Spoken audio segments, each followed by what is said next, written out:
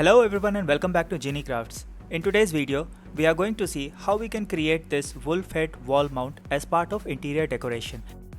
I'm not the creator for this low poly model, but I have pasted the download link from the original creator in the description box.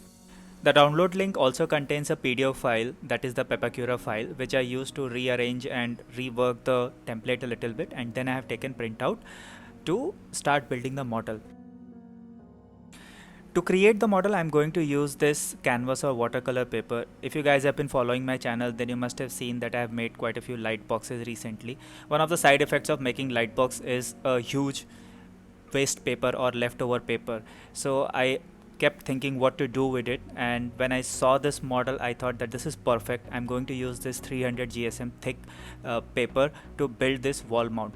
Just a word of caution, working with such a thick paper is really tricky and puts a lot of pressure on your finger for cutting the parts, and it's also tricky to join it with such a thick paper. So if you are not comfortable working with such thick paper, you can always use cardstock paper to build your model. First we'll prep the parts for building the low poly model. To do that you need to cut out the parts, and I'm going to use this Olfa knife with a smaller blade for better control since I'm doing it on a very thick paper. Cut out the part along the solid lines. Do not cut along the dotted lines. Dotted lines are for folding. Also, the steps that I'm explaining for one part will have to be followed for all the parts. Next step is to score the part along the dotted lines. For that I am going to utilize this metallic pencil, which allows me to create grease on the paper. Since we have not taken printout directly on our working paper, so we'll need to transfer the numbers from the template part onto our cutout part on the actual sheet that we are going to use to build the model. So use a pen and transfer the numbers. Take reference from the template part that you have just cut out. Now it's time to fold. So there will be two kinds of lines on your template part. One will be simple dotted lines and the other will be dashed and dotted lines. If it's a simple dotted line, then you fold it inward, also known as a valley fold. And if it is a dashed and dotted line, then you fold it outward, also known as a mountain fold.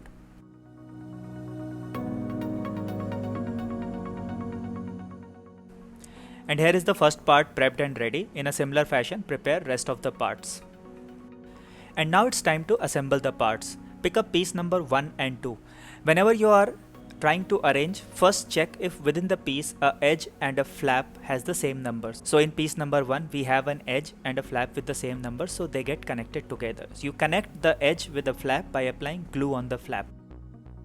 Also use a toothpick to apply the glue and apply a thin consistent layer of the glue. Do not over apply, otherwise it takes a lot of time. Also, since I'm working with very thick paper, so I'm utilizing a white PVA glue of thicker consistency, which will dry faster. Since this piece is very small and I cannot hold it with my fingers, so I'm using these forceps or tweezers to hold the piece in place. Give it some time to stick because you're working with a thicker paper. If you're working with a thinner paper, it will stick very quickly and you can move on to the next part. Once you have created the self joins within the pieces, then you move on to other pieces. The pieces in the template are numbered sequentially. So once you have done piece number 1, then you move to piece number 2, piece number 3, and so on. For each piece the process is very simple. You find the edge and the flap with the same number and you join them together, and you carry on till you reach the last part, which is the back covering of the model.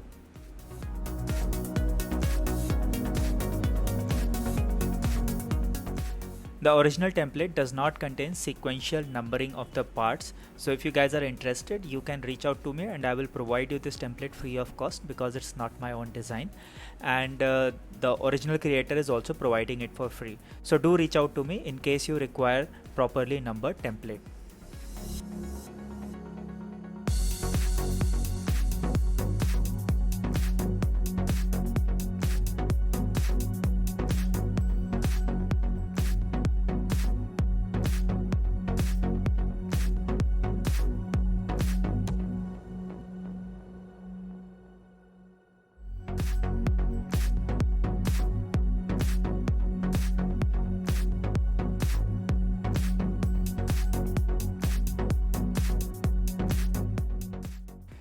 Since I'm utilizing very high thickness paper, so I need space to hold the edge and the flaps together for them to stick properly. So what I'm going to do now is to create a hole at the center of the back piece, which is the last piece of this model. This will allow me to hold the parts together with my fingers or forceps.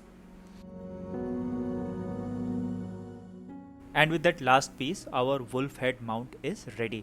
Even though it's just single color, and even for eyes I have not used a different color, it still looks very beautiful and it will go along very well on a dark shade wall. I hope you guys found this low poly tutorial useful. If you guys liked the video, then please do not forget to hit the like button and do share this video with your friends. Also subscribe to my channel for regular videos on paper arts, and I will see you guys very soon in my next video. Till then, stay safe, take care, and bye bye.